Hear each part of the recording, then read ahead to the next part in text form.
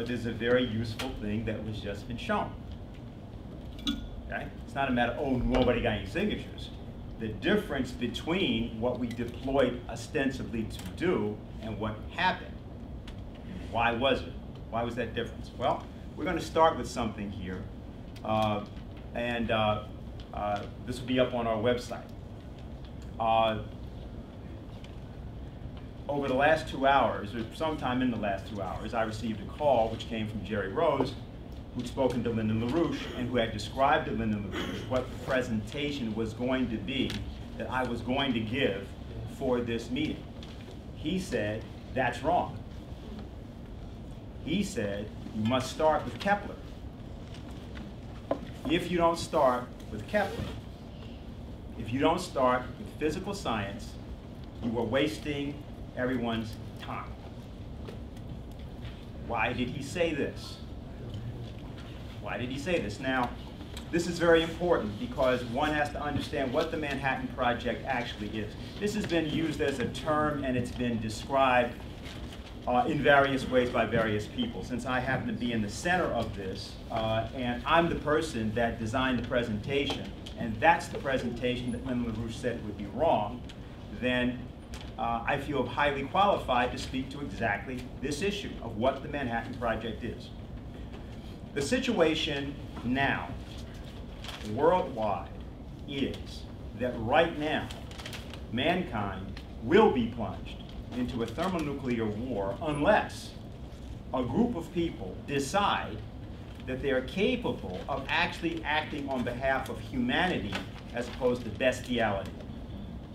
If that does not happen, no matter what good intentions anybody expresses, no matter what it is people think they are doing, despite that, we will be destroyed. Why? Because the civilization will have proven that it is morally unfit to survive. How will it do that? It will do that because under the guise of actually addressing the problem, people will actually go along with the problem. But they will just have good words, pretty words, or ugly words, which basically accompany their way to the grave. Even as they convince themselves, they delude themselves, they're doing the right thing. Now, this is a very important point because Lynn has consistently insisted on this idea of this scientist, Johannes Kepler, and his work as being essential for everyone to understand and everyone to start from the standpoint of his work. This is crucial because one of the elements of the Manhattan Project, just let's say directly, is see, Lynn is not a Confederate. He does not believe in confederacies. He doesn't believe in confederacies of dunces. He doesn't believe really of confederacies of ostensibly smart people who think they are doing something they're not doing. You know, people are very willing to criticize the United States Congress for what it doesn't do. But if you were talking to the people in the Congress, and you talk to them often, of course, one by one, often they can give you very intelligent reasons why they're really doing something important. And actually, the things they say are sometimes important. But the truth is, civilization will be doomed by their interpretation of what they think is important. Whatever they think they are doing. How does one remove oneself from that situation? That's the first thing. Well, so what we're going to do is I'm going to refer to something here because Lynn is very critical about what he calls people being practical. People try to find the thing that will practically work. They're willing to talk about something else that they understand to be true, but they are not willing to do what's needed to be done to get that new objective, in this case, the Eurasian Land Bridge and the New Silk Road and the World Land Bridge, the evolved concept that Lynn put forward. How would that actually be accomplished? So what I'm going to do is to refer here to, since the conference we've been doing, they've all been Schiller Institute conferences, it's a good idea to refer to Friedrich Schiller here and his essay on universal history. Why universal history? Well, because when we intervene in New York on behalf of Greece, we're intervening on behalf of universal history. When we intervene with respect to the idea of creating a new economic and credit system, we're intervening from the standpoint of universal history. When we speak about Alexander Hamilton as the core of what we're doing, we're speaking from the standpoint of universal history. We're not really speaking from the standpoint of what we understand 2015 to be. We're not really speaking from the standpoint of what we think the US Congress is composed of. If we do that, if we do the other thing, if we try to do it practically, not only are we going to fail, we will fail in a detestable manner. In an immoral and detestable manner. Although we will appear in our minds to be better than, more informed than, and more committed than people who we believe ourselves to be different from. So what Schiller discusses is a famous discussion in his essay. This is an essay that he read at the University of Jena when he was 30 years old. He became a professor there, and he distinguished between two kinds of minds. Two kinds of minds among students, two kinds of minds among intellectuals. He said, the course of studies which the scholar who feeds on bread alone sets himself is very different from that of the philosophical mind. The first, who for all his diligence is interested merely in fulfilling the conditions under which he can perform a vocation and enjoy its advantages, who activates the powers of his mind only thereby to improve his material conditions and to satisfy a narrow-minded thirst for fame. Such a person has no concern upon entering his academic career more important than distinguishing most carefully those sciences which he calls studies for bread from all the rest. What we talk about, just get the piece of paper. The famous phrase, just get the piece of paper. It's not even a study for bread, that's a study for paper. Such a scholar believes that all the time he devoted to the sciences of the mind, he would have to divert from his future vocation. In this thievery, he could never forgive himself. He will direct all of his diligence to the demands made upon him by the future master of his fate. And he will believe he has achieved everything once he has made himself capable of not fearing this authority. Now, I'll say something here, just autobiographical with respect to this. Lyndon LaRouche always insisted that the worst thing that you could do, we were back when we were joining in the 1970s, the worst thing you could do is to get a PhD. If you wanted to truly destroy your mind, except if we're like, let's say, engineering perhaps, or something like that, get a PhD. Because, and particularly the German higher degree programs, were brainwashing programs in which what you had to do was you had to support the authority of a group of texts, of an established peer group reviewed set of ideas. And it didn't matter whether the ideas were true. You had to prove your mastery of those ideas. And there was a sort of a process that you take yourself through for what was called a terminal degree. And that's exactly what it was. And that idea of the bread-fed scholar, this idea is the one that we are, I wanted to just address here. He says, once he has run his course and attained the goal of his desires, he dismisses the sciences which guided him. Well, why should he bother with them any longer? His greatest concern now is to display these accumulated treasuries of his memory, and to take care that their value not depreciate. And it just goes on a bit. He says, who rants more against reformers than the gaggle of bread-fed scholars? Who more holds up the progress of useful revolutions in the kingdom of knowledge than these very men? If you want an example of that, you think about anybody who's ever gotten a Nobel Prize for economics. Any Nobel Prize for economics that has ever been given is not only worthless, it is a transgression upon the idea of ideas. Because all of those people have done nothing collectively to change any idea of economic practice for the better in their entire history. And that's a perfect example of wasted, useless, detestable, disgusting upholding of authority and institutional clout against true ideas. Lyndon LaRouche in particular distinguished himself in the days of the 1970s by taking on what he called quackademics.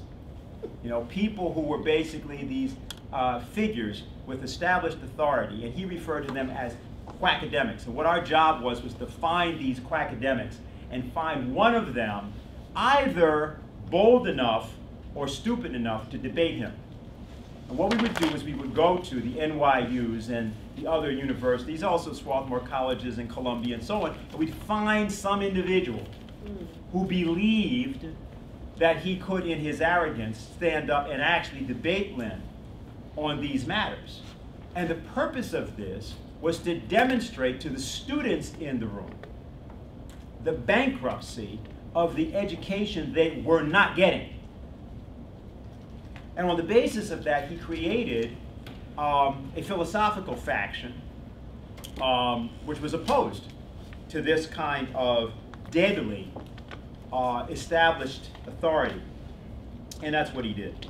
So I just wanted to start with that before I now do what we're going to do. What we're going to do is, for technical reasons, we can't show the Jason Ross section on Kepler that was done 3 weeks ago. We would do that, but we don't have the capability here in this room. But what I am going to do is I'm going to play the audio from Ben Deniston's speech. Ben Deniston gave a speech at our Schiller conference. And there was something interesting that happened. After that speech, I got 1 or 2 complaints from people who said, seemed like it was what we've heard before, sort of boring, simplistic. And I didn't say anything to them, but I'll tell you what I told Ben when he finished. It's about 15 minutes. I said, that's one of the best speeches I've ever heard. Now, it's interesting to me that various people had that other response. But what we're going to do is we're going to play that now. And we're going to play that as a way of intervening on 2 things. 1, you, 2, me and my presentation. And 3, we're then going to return to what the method is that we're trying to actually use here with respect to you right now, which is the method that we need to use in the street, and which will change, if you do it, not only the number of signatures that we get and our orientation on our deployment, but it will actually change the entire way you think about even approaching thinking about these matters.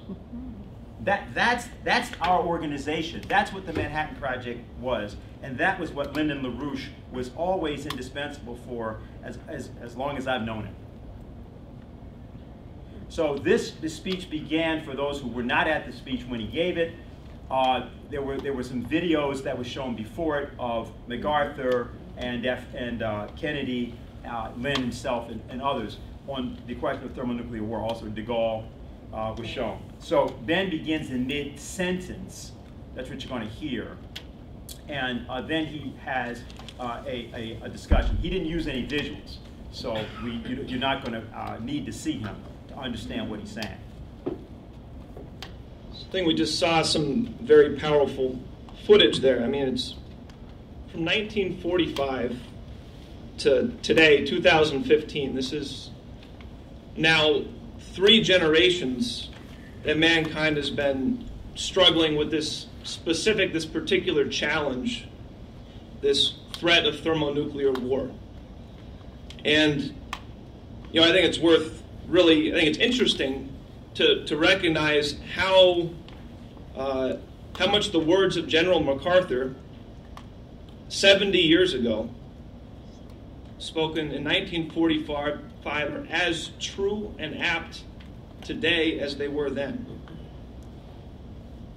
You know, why can we take what MacArthur said 3 generations ago and recognize how much that defines the situation today? And what I'm going to discuss is, I think the issue is that he was addressing certain principles of human history and human development as was Kennedy in the clips we saw, as was de Gaulle, as was Reagan, as was and is LaRouche, and as we are here right now today.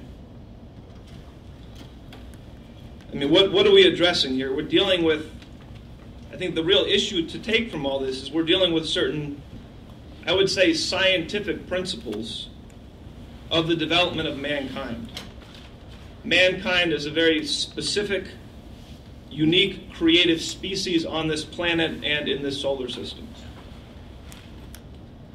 That what we have to recognize in looking at this history is that mankind is a distinct form of life on this planet. We are different from any animal species which we share this planet with. That it's mankind's unique nature to progress, to develop, to advance scientifically and technologically, and to become increasingly a more powerful force on this planet and beyond. That's what makes mankind mankind, and if we deny that, if we deny our true nature, if we deny the powers of thermonuclear technologies, we really deny our own existence as a creative force on this planet. You know, I think the issue is that we have to realize, despite maybe the beliefs of some, we can't go backwards from this challenge. We can't suppress and hide thermonuclear technologies or the understanding of nuclear reactions. You know, these are part of the natural universe, and it's mankind's nature to understand and utilize and master and develop these principles and new principles beyond them. So we can't change that. What we have to change, as has been discussed here today, is this system of empire and oligarchy, which is the leading cause of conflict. As we're discussing here today, as we're facing right now in the world, and as was cited over a 70-year history, this phenomenon of general warfare, and more importantly, the underlying factors which behind general warfare and drive towards general warfare, at this point have to be eliminated. Because if those factors are not eliminated, then mankind will eliminate himself. By mankind's own failure to rise to address these realities of mankind's own development, of recognizing mankind's own existence as a creative force on this planet and in the solar system. So I think what we're looking at in this history, these 3 generations, this process we're looking at here today, this is a certain historical principle that's been acting from then till now. And all these great individuals that we just witnessed chose to understand and address that principle. And our job here today is not to just look at these individuals and idolize them, but our job is to be like them and to choose to take up the same principle. And today this principle is expressed in space, in mankind's future relationship to the solar system, as China is now leading the way with their effort to rapidly develop their space program. But to get at that, I'd like to trace some of the recent history of this principle. From what we saw with Mr. LaRouche's collaboration with Reagan in creating the SDI, the Strategic Defense Initiative, as an effort for a war avoidance policy based on eliminating the threat of thermonuclear weapons by a joint collaboration between the United States and at that time the Soviet Union in developing new technologies which would eliminate the threat of thermonuclear weapons. From the SDI of that period up through the more recent proposal for an SDE, a proposal for a strategic defense of Earth as a joint US-Russian program to defend the planet from both the threat of thermonuclear weapons, but also the threat of asteroids and comets. And as will be clear in a second, there is a very deep and clear historical connection between this SDI program proposal and this issue of asteroid defense, planetary defense, because it expresses this same principle. Now, just to set up some of the history, it was really only in the early 1990s that individuals in NASA and leading scientists at the U.S. nuclear labs, the national labs, people like Dr. Edward Teller and others, began to put a serious focus on this issue of the threat of asteroids and comets. And it was in 1993 that there was a rather interesting seminar conference held in Erice, Italy, held by an organization known as the World Federation of Scientists, which annually holds conferences on planetary emergencies. And in 1993, they dedicated an entire event to this subject of dealing with the threat of a collision of an asteroid or a comet with the Earth. Now, this Erice seminar, this conference on planetary emergencies, featured leaders from the Russian nuclear labs, the Russian defense establishment, along with their counterparts, their collaborators from the U.S. national labs, including Dr. Edward Teller. These are the same institutions that were involved in the SDI program a decade earlier. And this 1993 seminar on asteroid defense was exactly 10 years after a famous 1983 seminar in Erice, Italy, on planetary emergencies, which focused on the SDI, which brought together at that time leading scientists in the US and the Soviet Union to focus on this issue of beam defense to eliminate the threat of thermonuclear weapons, taking up what we just heard Reagan put on the table before the nation earlier in 1983. So there was a direct continuity from what we witnessed here in dealing with this challenge to overcome this threat of thermonuclear weapons, to taking this issue further to defend the entire planet from the threat of asteroids and comets. Now, following this conference in Italy in '93, in 1994, the process was continued, and a delegation of leading American scientists went to Russia to meet again with the Russian counterparts in basically Russia's equivalent of Lawrence Livermore, their nuclear lab, what used to be a secret science city, ironically in Chelyabinsk, Russia, which was then hit by an asteroid 2 years ago.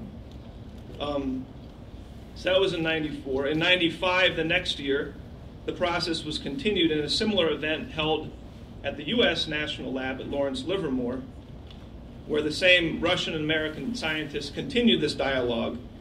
And the subject of all these seminars and workshops was the defense of Earth from this threat of asteroids and comets, including focusing on the critical role of thermonuclear technologies, thermonuclear explosives, as a critical element to be able to defend the Earth from asteroids, comets, these dangers from the solar system. So you had this process continuing, this realization that to deal with the threats that challenge all of the nations of the planet, Russia and the United States, there has to be a collaboration in these efforts. And all of this is important background to what happened in 2011 when Dmitry Rogozin, who at that time was the Russian envoy to NATO, particularly on the issue of missile defense systems and nuclear missiles, where he posed that instead of the United States continuing this advance of NATO, instead of the United States pursuing this positioning of NATO systems right on Russia's border, as we'd promised we wouldn't, he said, why don't we instead retake up this idea of collaborating on both eliminating the threat of nuclear missiles, a missile defense program, and collaborating on this threat of planetary defense, addressing this challenge of asteroids and comets. The same principle as the SDI, really the same principle going back to MacArthur. Now, as we've taken some time, and as we know today, so this was in 2011. The United States didn't do this. We followed the policy of Wall Street and London. We continued the advance of NATO under Russia's borders. We've run a regime change operation in Ukraine. We've been following the path of folly that MacArthur warned of 70 years ago. And we're at the point now where this has to stop, or civilization is going to cease to exist. The principle of the issue is today the same as it was in 1945.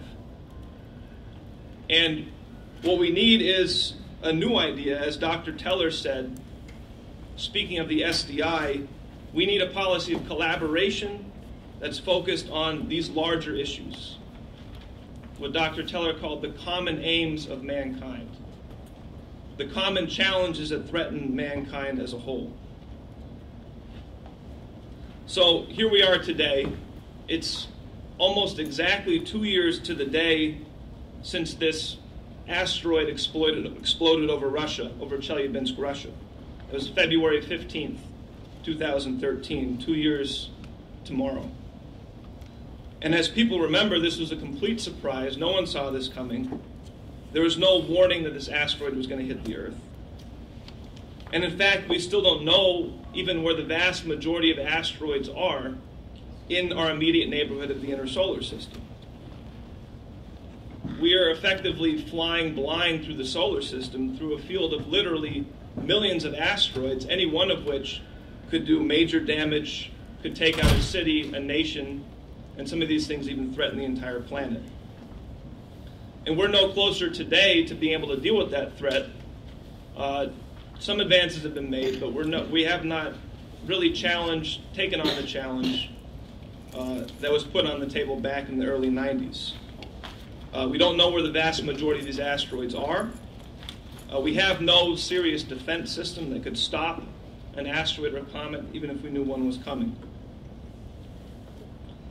So I think this just takes us back to the beginning, the principle of the issue that we're dealing with.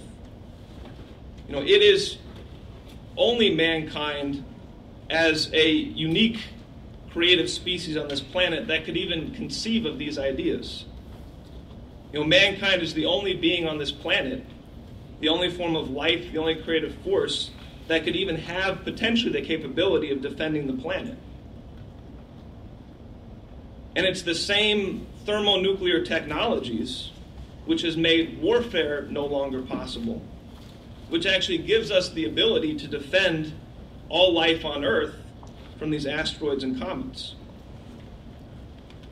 So I think there's an underlying challenge that mankind as a whole is facing with this issue, and it's this principle, the scientific development of mankind as a creative force that we need to rise to understand and fulfill.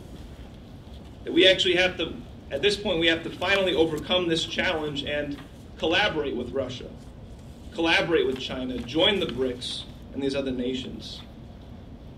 That mankind at this stage in development of human history absolutely requires this type of policy of pursuing the common aims of mankind, that we cannot continue to exist on this planet if we don't commit to that principle. If we don't come to realize that mankind has become such a powerful force on this planet that we have to rise to a new level of existence and a new level of international relations that recognizes mankind as this creative force, not only on Earth, but in the solar system. So I think that's the challenge before us today, to keep this short and to leave some time for questions. We have to take, at this point, positive affirmative actions, recognizing and regarding mankind as a unique force with, frankly, an obligation to defend the Earth and move out into the solar system. And if we don't take that as a positive challenge, then we're not going to be able to overcome the challenge before us today. That's what he said. Now, that is several things that are implied, but they're also actually stated. They're mainly implied only because the peer group pressure of the misuse of language and the abuse of ideas in our society renders the clarity of what he said usually not accessible to people. For example, one of the implications of what he said is that everyone, whether they realized it or not, who has opposed thermonuclear fusion power and thermonuclear power's usage in general has been condemning every species on Earth to extinction. That any such thing as an anti-nuclear policy is not only deadly for the entire human species, but actually will wipe out all life on the planet. Why? Because there are literally, as he said, millions of bodies, asteroids, comets, and so on, floating around whose whereabouts we do not know. And at any point, any of them may be able to eliminate all life on the planet. Therefore, if we do not discover their whereabouts by utilizing the most advanced technologies we know, and those are nuclear technologies, we may have already, as a result of the last 40 years of procrastination in the development of these technologies, condemned the entire group of species and all life on the planet to extinction. That may already have occurred. That's one of the things that's implied by what he actually very clearly stated. Now, there were other things that he stated which have to do with military policy and its implications. He talked about two conferences, one in 1993 and one in 1983. The 83 conference came directly from what Lyndon LaRouche had done with respect to Ronald Reagan, because Lyndon LaRouche gave Ronald Reagan his policy for the Strategic Defense Initiative, something which the Russians were very aware of, which is why the Russians made Lyndon LaRouche an honorary member of the Russian Academy of Sciences in 1993. LaRouche then subsequently traveled when he got out of jail in 1994 to Russia and had extensive discussions with the people who were the heads of the program that was discussed at Chelyabinsk and other of those areas. So that's another thing he said there. But what he was saying was that the discussion about nuclear missiles and the discussion about the defense of the Earth are the same discussion. They were 10 years apart, but they were the same discussion. That's another thing that was said. Most importantly was this idea about what distinguishes human life and what human beings do from all other animals, which is the capacity to even have the ideas about asteroids, about human extinction, about species extinction. No other form of life we know of has these ideas. And without those ideas, you can't stop it. That may imply that mankind is the universe's local answer to the solution of the otherwise inevitable extinction of life. Let me repeat that. Maybe the universe created mankind's ability to reason in order that that would solve the problem of universal species extinction of life in this locality. How do you know that that's not true? And if it is true, what does that mean about our desire to walk away from that responsibility? Those are some of the things that were implied in what he said. Now the reason I say that is because those are in the speech. You just heard that.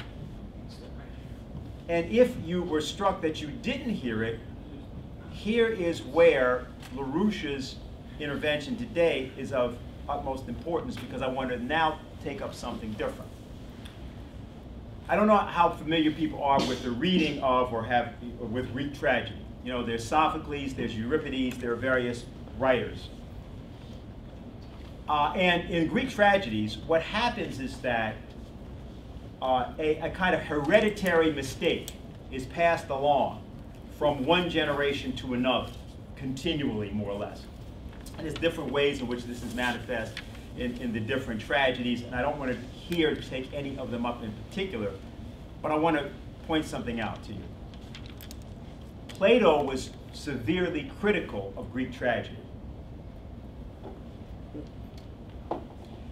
And the reason he was critical is because he said it doesn't have to be that way. You don't have to pass along an hereditary mistake. Now, why do they get passed along? Well, often they're invisible to the people who are perpetrating the mistake. That's the Oedipus tragedy. That's the point of the Oedipus tragedy. Oedipus, who is in some sense brilliant, because he's the person that discovers the mystery of the Sphinx and frees the city from the dominance of the Sphinx earlier in his career, is unable to see that he has condemned the city to a famine that's gone on for 7 years because of his blindness to the fact that he has killed his father and slept with his mother, etc., and had kids by his mother and so forth. And what's done in the drama is that it's laid out in such a fashion that Oedipus condemns himself. But as is said, there are no mysteries, there is only blindness.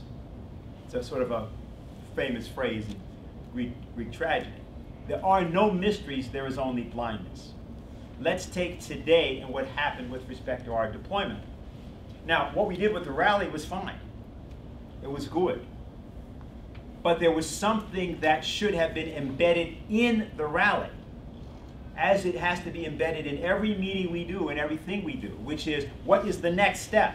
How does it go higher? How do you, at that location, in that moment, what are you doing, which is now going to cause the process to go to the next level? Because if that's not built into what we do, then in the same way in which, right, economies fail, societies fail, because there is no principle of progress embedded in them. So in our actions, the same thing will be true. Now, where did the hereditary mistake come today? It came actually from me. It didn't come from you. The mistake came from a way in which an orientation was about to be given in a class that would have discussed Hong Kong and Shanghai Bank, would have discussed Zbigniew Brzezinski and his relationship to 9/11, would have discussed Prince Bandar and how Saudi Arabia and HSBC are interrelated, would have discussed a lot of things which are very important in one sense for you to know. That would have done nothing to actually advance your own understanding of why you should not only be doing what you're doing, but why you, like we, can get 1,000 people in this area to do this. Not because we want a number, but because the impulse tendency would be this. See, if we really understood what moment we're actually living in right now, we would all be doing things much, much differently than we are. And what happens is that the understanding of this shifts. And it shifts because looked at globally, in other words, looked at not from the standpoint of reading a newspaper or trying to figure out your individual relationship, what can you do individually, because that's limited. You've got limited time, you have limited focus, and there are limited things you know, right? So if your actions are not part of an organized force, and if the organized force is for any reason misdirected, then the impact of your actions is lessened over what it would otherwise be. Now, how do hereditary mistakes work? Once, a long time ago, Lyndon LaRouche wrote a series of articles called Beyond Psychoanalysis. And we don't really, people who read them at the time had one relationship to them it seemed, and there were discussions of Freud and psychoanalysis as such, but there was a point to the title. The title meant, and the particular reason for the writing of the articles is exemplified in the following way. If you go to a meeting and you have, let's say, 100 people in a room, and let's say it's a meeting at Columbia University, and let's say it's some character who you know to be close to a person like Victoria Nuland, and you know that people at Columbia are basically involved in perpetrating this atrocity in Ukraine. If you go to that room and that meeting and you stand up, you're very clear what you want to say, and as you begin to talk, you hear different words coming out of your mouth than what you intended to say when you got up. Why does that happen? That was the very specific sort of example that LaRouche used for why he was writing his series. Why do people who know perfectly well what they have to do, confronted by or standing up in a group of people, why is it that they will begin to bend and twist and shape what they are saying into a form that's unrecognizable to them? And then what happens is, when they leave the room, they will remember, they will suddenly know all the things that they wanted to say. You know, sometimes to guard themselves, they wait for like an hour, and then an hour later they all pop back in their head. Why does that happen? And his point was not, oh, that's just because you're a coward. No, he said the mind at that point is actually grabbed by a different sense of identity. And the issue is to remove that flaw, that dynamic flaw, from the human mind of the individual. It's not a matter that this is something that is the fault of the individual. He said, no, in fact, this is a social practice. It's a socially acceptable practice. That's why most of the time, most conversations, as the Seinfeld TV series proved, are about nothing.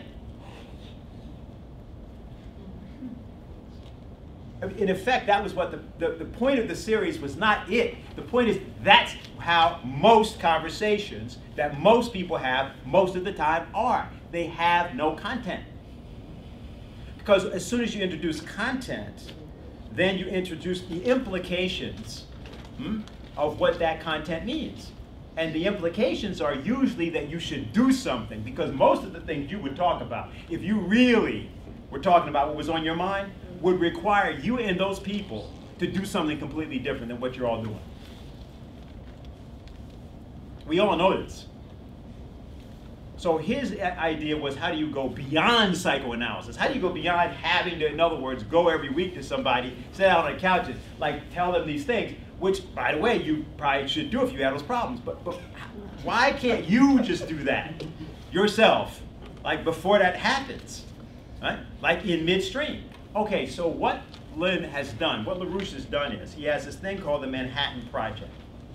And what the Manhattan Project is, it's supposed to be the intellectual equivalent of a nuclear explosion. The intellectual equivalent of a nuclear explosion. Now, why? Well, because in Manhattan you can do that anyway, because in other words, you've got, first of all, not only so many different people from different places, but you have a lot of people in Manhattan that really do know what, and we will change the word here, shall we say, bovine scatology is. Yes, yes. Okay, they know they can detect it, right? They have a very good nose for it. And so, you know, the taxi cab drivers believe that they could be, you know, the governor of New York, right? And sometimes they're right, at least comparably. And so we pick Manhattan because you can, in fact, with the population of Manhattan, and not just Manhattan, but the New York City area, people know when you're making sense and when you aren't.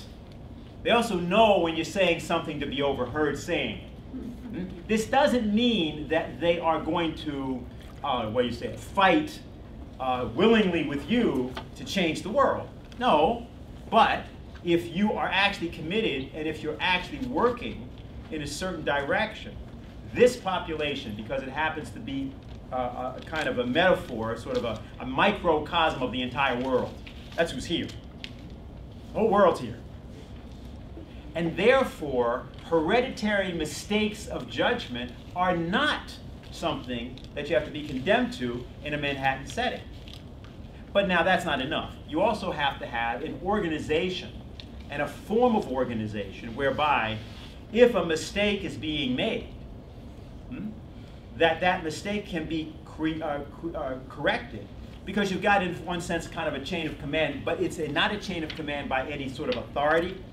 It's an intellectual question. So what happened was real simple. I haven't talked to, I'm just giving you, I haven't talked to Lyndon LaRouche. I have no idea what he actually said about why it was wrong, but as soon as he said it was wrong, I knew what he meant. When he said Kepler, I knew what he meant. I said, oh, I get it. You mean what the problem really is when you look at where we are as a human race, if we're not constantly talking to people about the fact that we've got to look at this from not merely a planetary, not merely a solar system, but a galactic view in the sense that Kepler looked at it. What does this mean? I mean, this is during the 30 Years' War. This is one of the bloodiest conflicts in human history when Kepler was writing. Kepler himself had many problems, which I won't get into. I mean, he had multiple vision, for example. That's sort of a problem for an astronomer. You know, he had problems being able even to see. So he didn't do anything which was based on his own sensory sort of aggrandizement. He wasn't doing anything for the purpose of winning friends and influencing people. The idea was to try to figure out, from the standpoint of his best approximation of the mind of God, how creation worked, and to have some notion of why there was a necessity to it. Not just like, can we come up with a construct, or is there a story we want to tell about it, which many people had done, and many people had done it eloquently. He wasn't doing that. The notion was, what are the physical principles that make it necessary that there is a mankind? What physical principles can we determine that make it necessary that there is life and there is a universe? Why is it necessarily true? Because once you've established that, then you have a basis for what you're going to say about the mind of God, about not only that, but about morality, about human action, that is unassailable from the standpoint of the individual sense of identity. Then you can do whatever you need to do. So the conception is this. We all know, you went out today, you talked about it, how close the world is to nuclear war. You also know there's an alternative, there's a solution concept. The BRICS nations, what we've talked about. Now you also know that getting from here to there seems to, even to you, to be, well, not really clear that how that's going to happen. Well, but on the other hand, you know that if you have the idea of the solution, that the solution is practical. Why? Because there is no such thing as an abstract idea. All ideas are concrete. They're ideas about something. If it's concrete, and if it's also being done in part, then you know it is doable. So how does this happen? Well, it's a question of will. Now, not simply the will to power of Nietzsche. You know, we just will that it's going to happen and it's going to happen. No. The problem involved is to activate, by means of chain reaction, an intellectual chain reaction, a sense of creativity on the part of the people around you, their own sense of creativity. That is, their own sense that they understand not what you said, but they understand that they know what they need to do about what you said. You repeat that. Not just that they understand what you said, but they understand that they understand what to do about what you said. Now they're not going to, in other words, otherwise, they can lie to you that they don't understand you. Huh? Those people do this all the time. They understand what you're saying. But they understand what you're saying has an implication for what they're going to do. And the way they've got it set up, or it's been set up for them, as far as they're concerned, they're a prisoner. They are hostages to circumstance. That's their problem. If you cannot convince them of anything. All you can do is activate by means of a chain reaction a sense in them of the same necessity you feel, if you feel it. And that actually often is not conveyed in words. You use the words, but actually what you're conveying is not coming into words. That the human identity pre-exists your words. Your human identity and theirs. If you speak to their identity, you don't really speak in words. This is not mystical. This is something that everybody actually has done that at some level, at some time. You've all done it. So it's in this realm of the human identity, the human communication, which is not the communication of the particulars, all of which you need, then that's fine. But that was the mistake introduced into the vicinity of the deployment, and your signatures express that. You would not have that result. And certainly you would not have had ignorance of the results. See, right? Nobody here knew what that was. You had no idea it was that low. So there was a blindness that was introduced into the environment, but it did not come from the deployment. Now, why is this important? Because it was correct.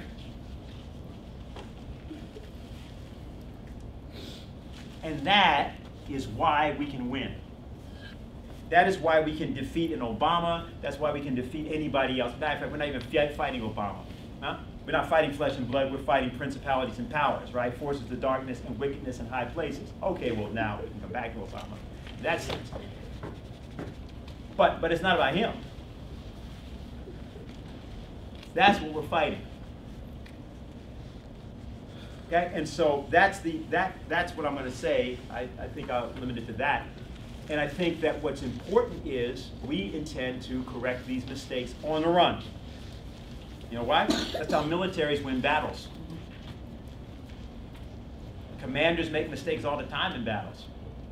People die as a result. So what you have to do is you have to change those midstream, and victory often happens as a result.